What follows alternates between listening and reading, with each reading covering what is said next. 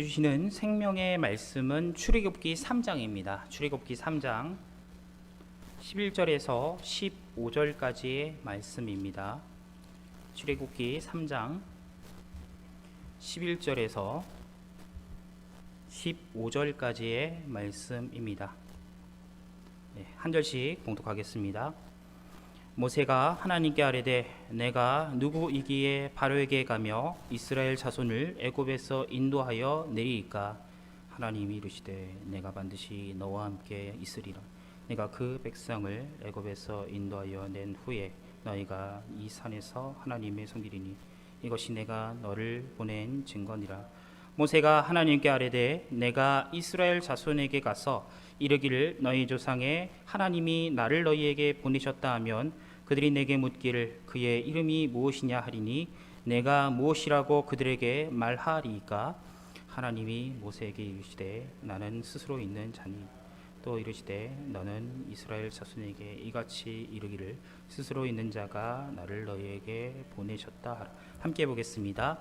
하나님이 또 모세에게 이르시되 너는 이스라엘 자손에게 이같이 이르기를 너희 조상의 하나님 여호와 곧 아브라함의 하나님 이삭의 하나님 야곱의 하나님께서 나를 너희에게 보내셨다 하라.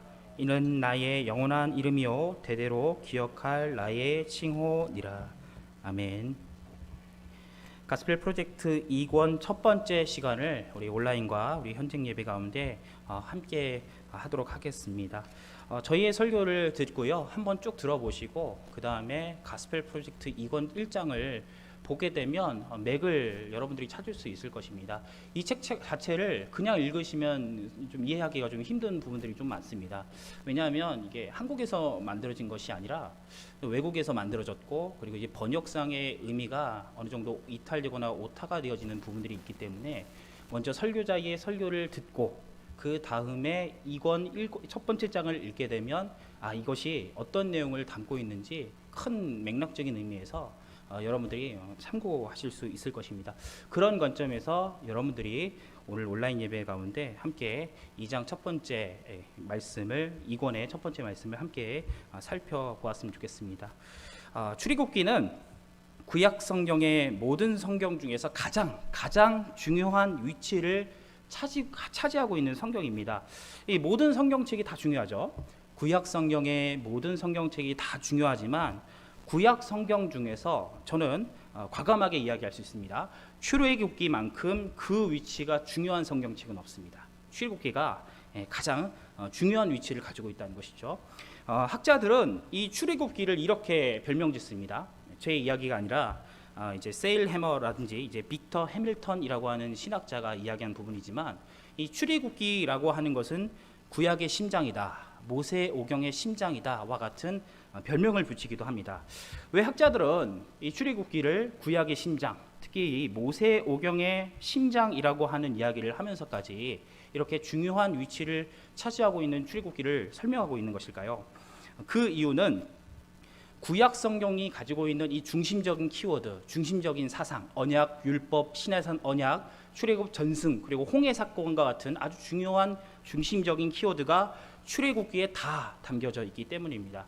특별히 이 쉐일 해머라고 하는 사람은 이렇게 이야기를 합니다.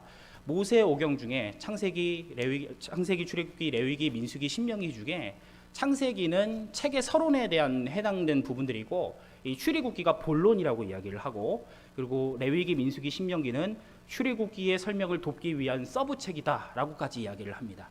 제 이야기가 아니라 쉐일 해머라고 하는 보수주의 신학자가 한 이야기이기도 합니다. 제가 이해를 돕기 위해서 한 가지 예를 한번 들어보겠습니다.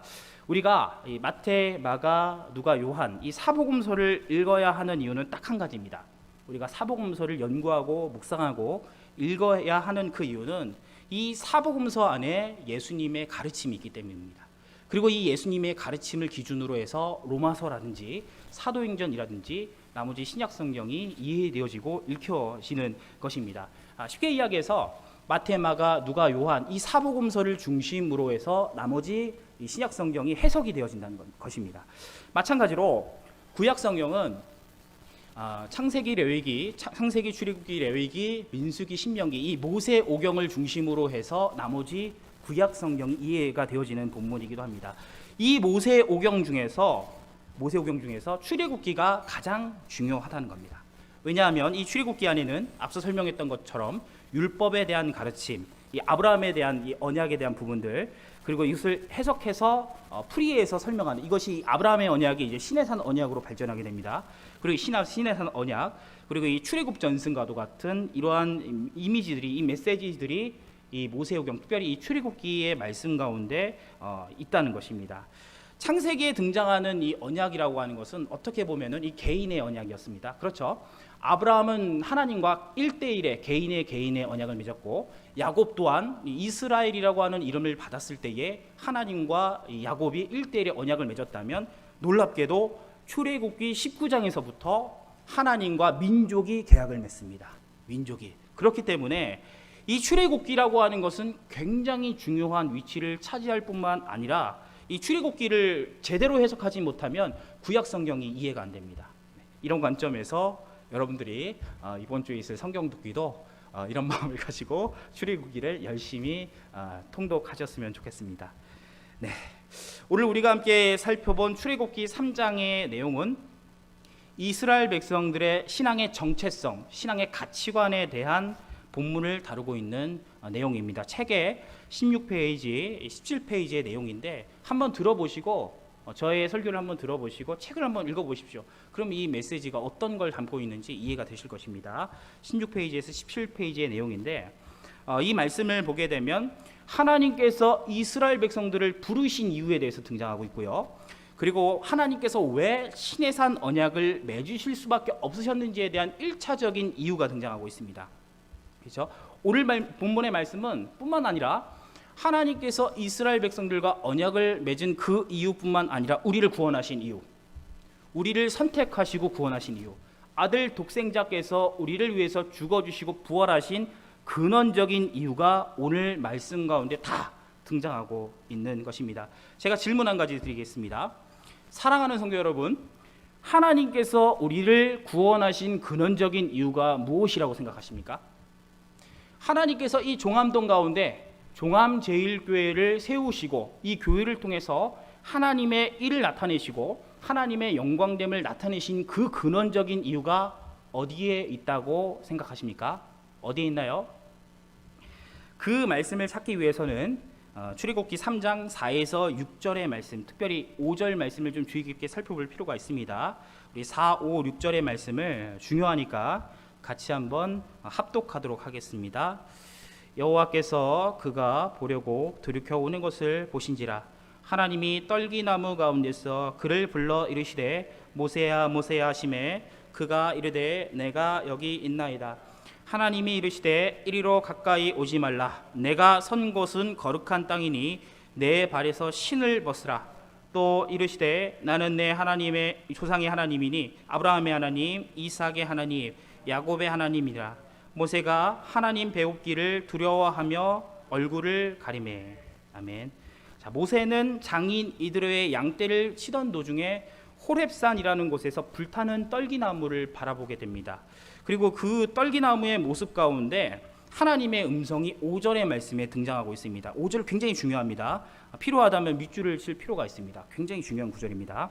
하나님께서 5절의 말씀을 보게 되면 모세에게 첫 번째 명령을 내리십니다. 모세를 딱 처음 만나자마자 하나님께서 모세에게 첫 번째 명령을 해주고 있는데 그 명령이 무엇일까요? 5절 말씀 한번 볼까요? 내가 선 곳은 거룩한 땅이니 어떻게 명령하십니까? 내 발에서 신을 벗으라 라고 명령해 주고 있습니다. 굉장히 중요한 구절입니다. 신발을 벗는 행위, 이것은 굉장히 중요한 구절 중에 하나입니다. 이 가스펠 프로젝트에도 적혀 있는데 이게 강조되어서 적혀 있지 않고 지나가는 말로 적혀 있습니다. 그런데 이 3절 말씀에서 제일 중요한 건 신발을 벗는 행위입니다. 왜냐하면 고대 근동 지역에서 신발을 벗는 행동은 매우 중요한 의미를 가지고 있습니다. 신학적인 의미도 있고요, 고고학적인 의미도 있습니다. 그때 당시에 신발을 벗는 행동은 다른 누군가에게 경배를 하는 경배의 수단이었습니다. 쉽게 이야기해서 신발을 벗고 하나님께 예배하고 경배하라라고 명령하고 있는 구절이 5절의 말씀이라는 것입니다. 사랑하는 성도 여러분, 하나님께서 모세에게 가장 먼저 무엇을 명령하고 계십니까? 자신을 여호와 하나님, 이삭의 하나님, 아브라함의 하나님, 야곱의 하나님 등등으로 소개하기 전에 하나님께서 아브라함에게, 모세에게 어떤 것을 명령하고 있는 것입니까? 바로 예배를 명령하고 있는 것입니다. 출애굽기 3장의 말씀을 보십시오. 이 3장의 말씀에서 하나님께서는 모세에게 예배를 명령하시고, 그리고 19장의 말씀을 보게 되면 시내산 언약 가운데 하나님께서 백성들에게 예배를 명령하고 있는 것이 출애굽기의 말씀 가운데 등장하고 있는 것입니다. 이 말씀은 우리들에게 굉장히 중요한 신학적인 메타포를 주고 있습니다. 굉장히 중요한 신학적인 메타포를 주고 있습니다. 왜 하나님께서 언약 이스라엘 백성들을 만드셔야만 하셨을까? 그것은 신학적인 의미로 보았을 때에 없어지고 사라져버린 혹은 소실되어져 버린 에덴 동산을 언약 이스라엘 백성들을 통해서 만드시기 위해서였습니다. 그리고 왜 하나님께서는 구약의 백성이 아닌 신약의 공동체, 즉 교회라고 하는 이 거룩한 공동체를 예수님을 통해서 만드시게 하셨을까요? 이 근원적인 질문의 답은 딱 한 가지밖에 없습니다. 그것은 바로 신약의 백성을 통해서 예배 받으시기를 원하셨기 때문입니다. 사랑하는 성도 여러분, 예배만큼 중요한 것은 없습니다. 우리의 인생에서, 우리의 삶에서 우리의 구원받은 그 근원적인 목적은 예배밖에 없습니다. 이것은 절대로 타협할 수 없는 분명한 진리이기도 합니다. 수요 예배에 이렇게 나와서, 온라인으로 나와서 예배하고 있는 여러분들이 그래서 복되다는 겁니다. 이것이 중요한 것인 줄을 알고, 이것이 소중하고 이것이 생명이고 목숨인 것을 여러분들이 잘 알고 있기 때문에 답답하지만 온라인 예배로 이렇게 예배하고 있는 여러분들이 그래서 귀하고 복되다라는 것입니다. 우리는 현재에 하나님께 온전한 마음으로 예배를 할 수 없는 형편입니다. 이것은 여러분들에게도 슬픈 일이기도 하지만 설교를 하고 있는 설교자에게도 굉장히 슬픈 일이기도 합니다. 코로나 바이러스는 현장에서 예배하는 예배의 기쁨을 빼앗아갔습니다. 우리가 하나님께 예배하고 사랑을 드릴 수 있는 이 귀중한 마음을 빼앗아갔습니다. 솔직히 온라인 예배 좀처럼 집중이 되지도 않습니다. 저도 이 목사님 설교 유튜브에 올라오는 거 이렇게 그냥 40분 되는 설교잖아요. 보면 잘 집중이 되지도 않더라고요. 예배하는 것 같은 그런 기분도 들지도 않고 뭐 그렇습니다. 뿐만 아니라 이 코로나 바이러스를 통해서 우리 경제적인 문제들, 그리고 아동의 스트레스, 이 노인의 우울증 같은 것들, 이런 것들이 우리가 현장에서 예배하고 이 온라인에서 예배하고자 하는 이 마음을 흐트러뜨리게 하는 것 같습니다. 많은 환경들, 경제적인 문제, 우리의 마음의 문제들, 걱정거리들이 우리가 온라인으로 예배하는 그 모든 것들을 방해하는 것 같습니다. 그렇다면 이 현재적인 상황, 이 현실적인 상황 속에서 우리는 어떠한 마음으로 이 한계성을 극복하고 하나님께 온전하게 온라인으로 예배할 수 있는 마음가짐을 가질 수 있는 것일까요? 이 어쩔 수 없는 환경 속에서 온라인으로 예배할 수밖에 없는 우리의 이 부족한 모습 가운데 우리는 어떤 해결점을 가지고, 어떤 마음을 가지고, 이 답답하고 부족한 마음을 가지고 하나님께 온라인 예배로 앞으로 나아갈 수 있는 그 유일한 방법은 무엇일까요? 책의 20페이지, 21페이지의 내용을 보시면 에 대한 내용입니다. 방법은 한 가지입니다. 무책임한 정답일 수밖에 없지만 정답은 한 가지밖에 없는 것 같습니다. 그것은 바로 인내하는 겁니다. 인내하는 것입니다. 답답하지만 참아내는 것이죠. 어렵지만 인내하는 마음으로 온라인 예배를 해야 하는 것이죠. 그 방법밖에는 없는 것입니다. 우리 7절과 9절의 말씀을 눈으로 보게 되면 우리가 믿는 하나님은 우리의 고통을 결코 방관하시는 분이 아니라는 것입니다. 우리의 고통을 그 누구보다 이해하시고 우리의 아픔을 그 누구보다 생생히 증언하시는 분이 우리가 믿는 하나님이라고 7절과 9절의 말씀이 그렇게 말씀해 주고 있습니다. 애굽에서 노예 생활하던 이스라엘 백성들의 애환을 하나님께서 아셨습니다. 마찬가지로 온라인으로 누구보다 아름답게 예배하고 싶어하는 여러분들의 그 마음을, 그 근심에 섞인 마음을 누구보다 잘 이해하시고 이 답답한 현실을 누구보다 잘 통탄하시는 분이 우리가 믿는 하나님이라는 것입니다. 그 마음을 알고 인내하십시오. 어쩔 수가 없습니다. 지금 환경 속에서 여러분들은 인내하고 어떻게 해서든지 마땅히 영광 받으실 하나님께 예배할 수 있도록 노력을 해야 합니다. 어쩔 수 없습니다. 저도 슬픕니다. 설교하고 있는 저도 조금만 건드려도 눈물이 지금 쏟아질 것 같습니다. 속상하고 아프지만 그럼에도 불구하고 우리는 인내하는 마음으로 예배해야 됩니다. 그럴 수밖에 없습니다.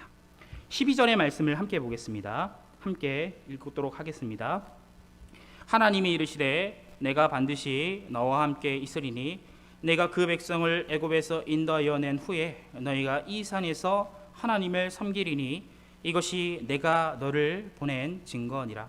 12절의 말씀을 보니까 하나님께서 모세에게 어떤 것을 약속해 주고 있습니까? 내가 반드시 너와 함께 있으리라 라고 말씀해 주고 있습니다. 내가 반드시 너와 함께 있겠다라고 말씀해 주고 있습니다. 하나님의 임재가 모세에게 있게 된다고 말씀해 주고 있습니다. 모세는 어떤 사람이었죠? 애굽의 왕자였지만 추방을 당했던 인물이었고 애굽으로 가게 되면 목숨이 왔다 갔다 하는 그런 신분 속에 있었던 사람이었습니다. 그런데 하나님께서 그에게 어떤 것을 약속해 주고 있습니까? 담대한 마음으로 애굽으로 가라라고 말씀해 주고 있습니다. 왜냐하면 하나님의 임재가, 하나님의 그 나타나심이 함께 하신다라고 말씀해 주고 있습니다. 사랑하는 성도 여러분, 여러분들의 그 답답한 온라인 예배의 현실 속에 누가 함께 하신다라고 말씀해 주고 있습니까? 답답하지만, 고통과 근심이 가득 차지만, 경제적인 문제, 노인의 이 어린이의 우울증의 여러 가지 것들이 코로나 바이러스를 통해서 나에게 이 온라인 예배를 방해하고 있지만, 오늘 말씀은 하나님께서 우리들에게 어떤 것을 약속해 주고 있습니까? 인내하고 참아내고 하나님께 예배를 하게 된다면 하나님의 그 임재하심과 나타나심이 여러분들의 예배의 현장 속에 나타나게 된다고 말씀해 주고 있습니다. 제가 어느 권사님과 통화를 했습니다. 어느 권사님과 통화를 하는데 이 권사님이 이렇게 이야기를 합니다. 했던 말 또 하고 했던 말 또 하고 했던 말 또 하고 그렇게 한 20분 가까이 했던 말 또 하고 계속 이야기를 하시더라고요. 이 권사님이 하신 말씀은 한 가지였습니다. 온라인 예배 답답해 죽겠는데 교회 가면 안 되겠냐는 그런 이야기였습니다. 네. 그 이야기를 했던 말을 또 하고 했던 말을 또 하고. 그런데 이 권사님이 그 말씀을 하신 이후에 이렇게 고백을 했습니다. 답답하지만 내가 교회에 나갈 수는 없지만 조그마한 스마트폰으로 이렇게 예배하고는 있지만 답답하지만 어떻게 해서든지 하나님께 예배를 하도록 내가 노력을 해야겠다라는 고백을 하셨습니다. 이런 고백을 하셨습니다. 사랑하는 성도 여러분, 거듭난 사람이기 때문에, 믿는 사람이기 때문에 예배의 귀중함을 아는 것이죠.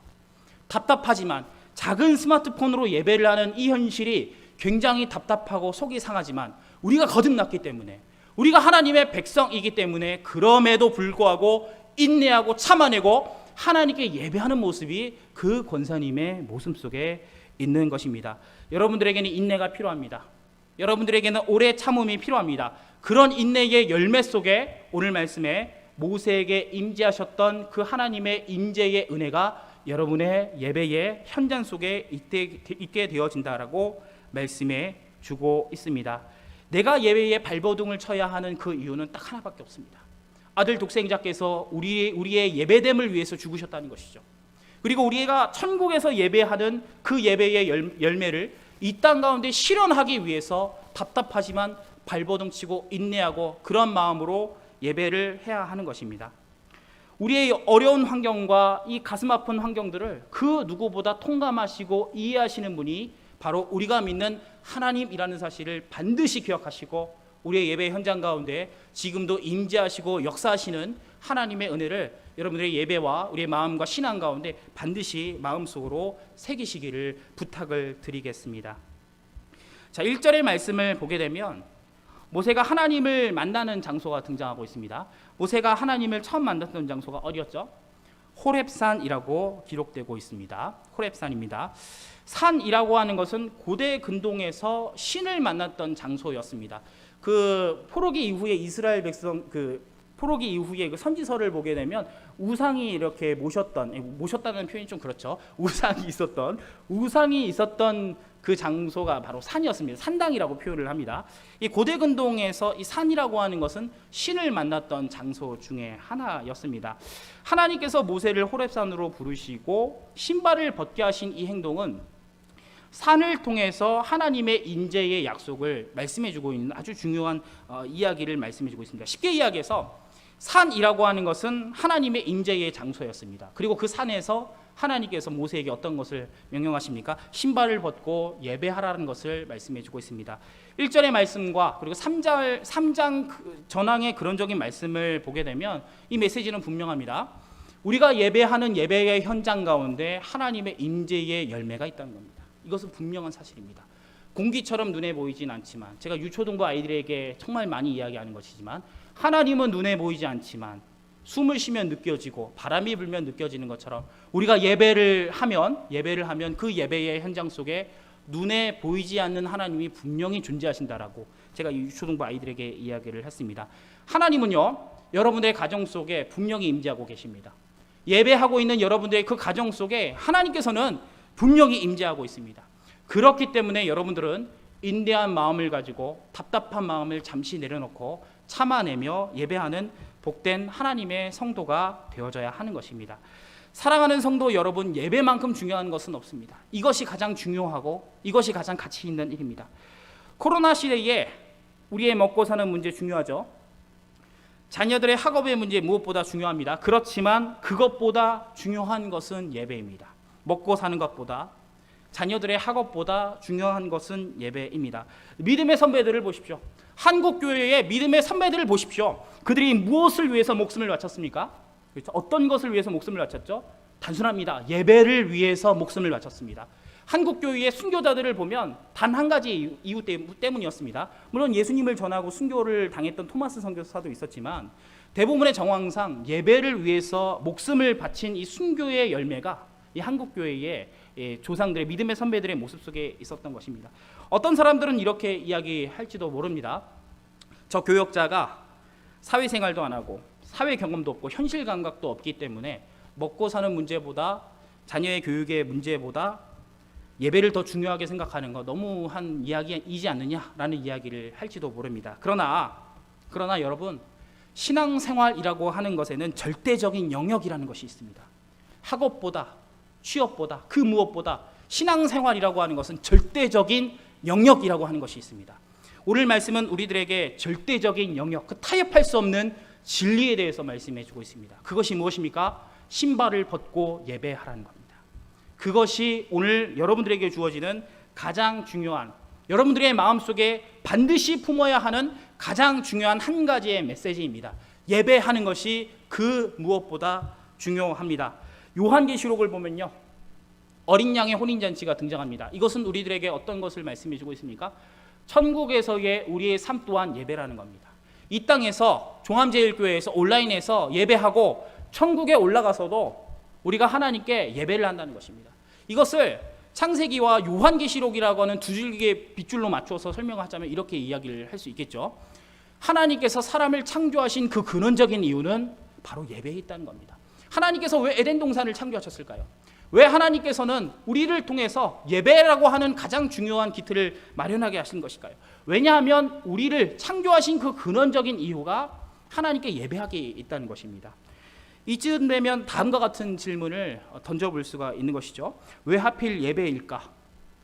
왜 하필 하나님께서는 예배를 그토록 중요하게 여기셨을까? 왜 하필 예배일까?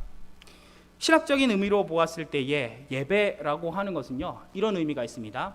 성도가 하나님에게 사랑을 드릴 수 있는 가장 중요한 방법이 바로 예배입니다. 예배학적으로 보았을 때에 예배를 통해서 하나님께 사랑을 드리는 것이 가장 최고의 사랑입니다. 우리가 찬양을 통해서, 물론 이제 찬양도 이제 예배의 한 모습이기도 하지만 찬양을 통해서 사랑을 드리고, 그리고 이 설교를 통해서도 사랑을 드리고, 기도를 통해서 사랑을 드리는 그 모든 수단 자체가 그 예배라고 하는 것을 기준으로 해서 사랑을 드리는 것이 가장 최고의 사랑이기 때문입니다. 제가 매주 설교마다 이야기를 하는 신학자가 있죠. 조나단 에드워즈라고 하는 사람이 이렇게 이야기를 했습니다. 거듭난 사람이기 때문에 하나님과 사랑의 교통을 한다는 겁니다. 거듭난 사람일수록 하나님과 사랑의 교통을 할 수밖에 없다고 이야기를 합니다. 신앙감정론 서론에 적혀 있습니다. 신앙감정론. 우리가 거듭났기 때문에 하나님과 사랑의 교제를 하는 것이죠. 우리가 거듭났기 때문에 예배를 통해서 하나님과 사랑의 교통을 하게 된다는 것이죠. 심지어 조나단 에드워즈는 이렇게 이야기를 합니다. 성도가 예배에 참여하고 그 예배를 통해서 하나님과 사랑의 교통을 하는 것은 이렇게 이야기합니다. 아주 놀랍습니다. 삼위일체 하나님의 사랑의 교통 안으로 들어가는 것이다 라고 표현합니다. 성부와 성자와 성령께서는 서로 사랑 가운데서 교통하셨습니다. 이것을 통해서 우리가 삼위일체를 이해할 수 있는 것이죠. 사랑이라고 하는 것은 서로 한 몸이 되고 하나가 되어지고 함께하는 즐거움이 있는 것이죠. 성부와 성자와 성령께서 서로 사랑 가운데서 한 몸 안에서 교통하셨습니다. 예배를 통해서 우리가 그 하나님의 사랑 안으로 들어가는 것이 곧 우리가 구원을 받은 근원적인 이유다라고 말씀해 주고 있습니다. 사랑하는 성도 여러분, 예배만큼 중요한 것은 없습니다. 답답하죠. 현실이 힘들죠. 어쩔 수가 없는 것입니다. 우리가 인내하는 마음으로 예배할 수밖에 없는 그 이유는 우리를 통해서 영광 받으시고 사랑 받으실 그 하나님의 근원적인 메시지가 이 예배라고 하는 것에 담겨져 있기 때문입니다. 우리 마지막으로 18절의 말씀을 함께 보도록 하겠습니다. 함께 봉독하겠습니다. 그들이 내 말을 들으니 너는 그들의 장로들과 함께 애굽 왕에 이르기를 히브리 사람의 하나님 여호와께서 우리에게 임하셨은즉 우리가 우리 하나님 여호와께 제사를 드리러 하오니 사흘 글쯤 광야로 가도록 허락하소서 하라. 아멘. 책의 22페이지에서 24페이지까지의 내용입니다. 우리 18절의 말씀을 보게 되면은 노예 생활을 했던 이스라엘 백성들이 노예에서 해방되게 되는 근원적인 이유에 대해서 말씀해 주고 있습니다. 노예에서 해방되게 되는 근원적인 이유, 그것은 바로 제가 수도 없이 강조했지만 예배의 공동체를 만들기 위해서 하나님께서 그들을 해방하게 하신 것입니다. 사랑하는 성도 여러분, 우리가 하나님께 예배를 하는 그 근원적인 사실은 아주 중요한 신학적인 메타포를 가지고 있습니다. 우리는 죄 가운데 출생한 죄의 노예였지만 우리가 예수님을 믿는 순간 우리는 죄의 노예가 되는 것이 아니라 마치 이스라엘 백성들이 애굽의 종살이에서 해방되는 것처럼 예수님을 믿는 순간 죄의 노예에서 하나님의 백성으로 거듭나게 되는 것입니다. 우리가 하나님께 아름답게 예배하고자 하는 그 근원적인 증거와 결과, 우리가 힘들지만 어렵지만 수요 예배하고 주일날 예배하는 그 근원적인 이유, 우리가 더 이상 죄의 노예가 아니라 하나님의 거듭난 백성이 되어졌다라고 하는 근원적인 약속이 18절 말씀에 담겨져 있는 것입니다. 사랑하는 성도 여러분, 예배합시다. 예배해야만 합니다. 예배만이 우리의 살 길입니다. 예배가 무너지면 여러분의 신앙도 무너집니다. 예배가 무너지면 여러분의 신앙이 무너집니다. 이것은 분명한 사실이고 진리입니다. 예배만큼은 마지노선으로 삼아야 합니다.